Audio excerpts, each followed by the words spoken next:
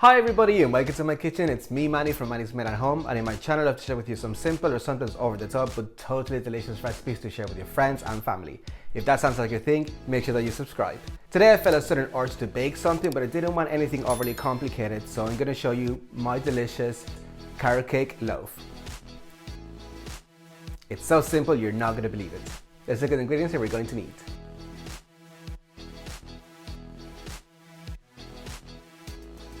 Okay, so first we're gonna prep our pan. You can make this carrot cake as a round cake and layer a little bit, but today I'm feeling very lazy and I want to keep it as simple as possible, so I'm gonna do a loaf. So all I'm gonna do is butter it a little bit, all of the sides, the bottom, and make sure you get the corners. And then I've cut a little bit of parchment paper and I'm just gonna place that in there. I don't know if you can hear it, but I'm preheating my oven to 160 degrees Celsius. All right, let's do a little bit of prep first. Obviously, I've got some carrots. It is a carrot cake after all. And all I'm gonna do is peel them and then shred them using my box grater.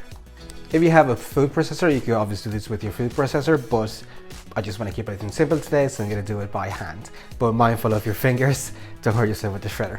Okay, next I've got some walnuts here and I'm just gonna crush them with my hands a little bit. Often I like to use half pecans, half walnuts, but today I only have walnuts, so that's what I'm gonna go with. And again, keeping everything simple, just using my hands. I don't want to make any utensils dirty or anything like that, or at least any more that I need. And this way you kind of get really uneven chunks of walnuts throughout your cake, which I find very pleasant when you're biting into it.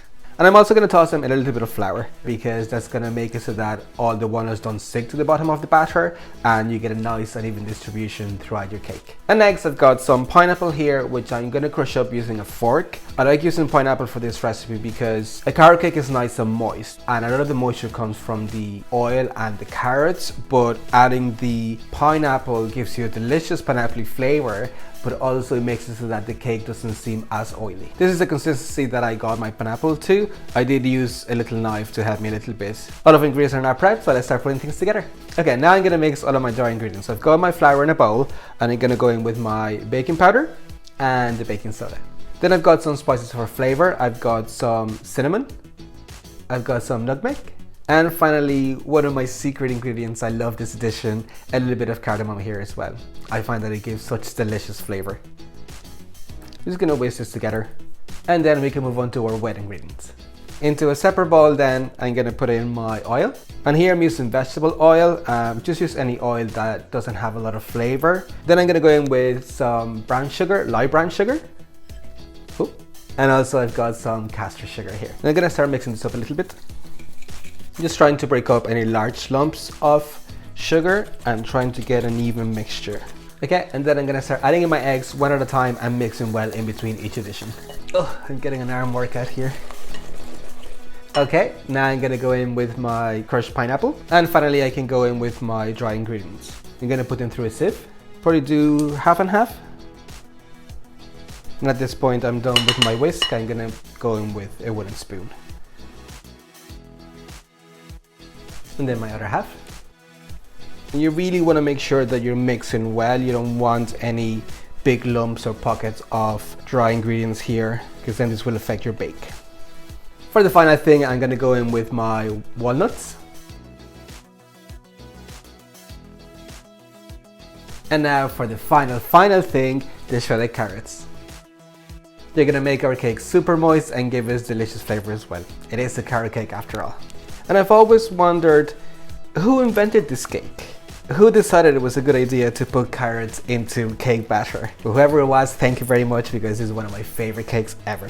My batter is looking beautiful, or at least as beautiful as carrot cake batter could look. So I'm just gonna put it into my baking tin. Okay, and it is quite a wet batter, so it should even out on its own, but I do like to give it a shake just to help it out a little bit. And now this can go into the oven at 160 degrees for about an hour. It is a long baking time. I will check it about halfway in between, maybe move it around in my oven, and if it gets too brown on top, just cover it with a bit of tin foil and let it cook the rest of the way. So I will see you in an hour.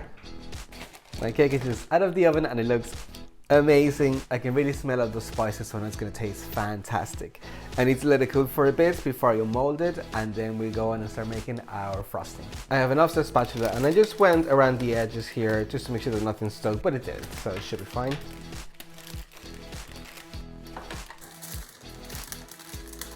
Perfect. Let's do our frosting.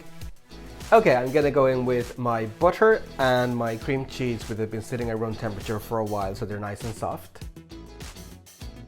And this bit I am gonna do with my electric whisk, otherwise I'll be whisking forever. So I'm just gonna beat them up until they're nice and pale and a little bit fluffy.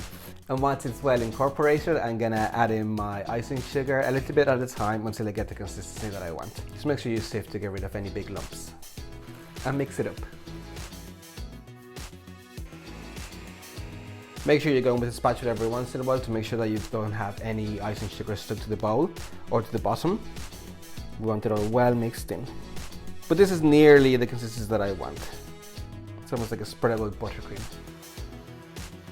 And that's it. Now we can go and decorate our cake. Okay, and I know I said I didn't want anything fancy, but I think I just want to put some of the cream cheese over the top. If I was making this as a tiered cake, I would also probably do kind of semi-naked look. I think carrot cake looks best like that with a nice kind of rustic look. So I'm just going to put some icing on the top, and I'm going to use a piping bag to help me do it a little bit more neatly. I haven't bothered putting any tape or anything like that onto my piping bag, so I'm just going to pipe a little bit over the top. Okay, I think that looks pretty good. It was so easy. I do have some extra nuts here, so I crushed a bit of walnuts, so I'm just going to put a little bit over the top as well. And that's it, our beautiful carrot cake. Okay, it's my favorite time. Let's give it a taste.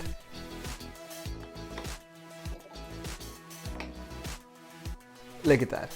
It is a beautiful slice. We've got such an even distribution of the walnuts and everything, and it smells absolutely unreal. All those spices really come through. Oh, I'm salivating. Let me give it a try. Oh my god. That is absolutely beautiful. All those spices combined together with the sweetness of the carrots, the crunchiness of the walnuts is so delicious, and that kind of tangy and sweet cream cheese frosting on top is just insane. It all comes together so well. Absolutely delicious. You need to give this a try. Oh my god, I'm gonna eat that whole thing just to myself. This is actually one of those cakes that tastes better the longer it's sitting, so if you put it in the fridge for a day, the texture will become so much better, the flavors will be so much more intense.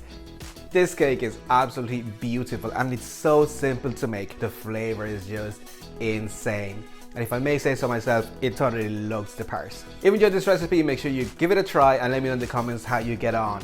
Also post it on Instagram and tag me. I would love to see it. If you enjoyed the recipe, give it a big like as well, and don't forget to share with all of your friends and subscribe to my channel if you haven't already done so. If you enjoy my dessert recipes, I will leave you some linked over here.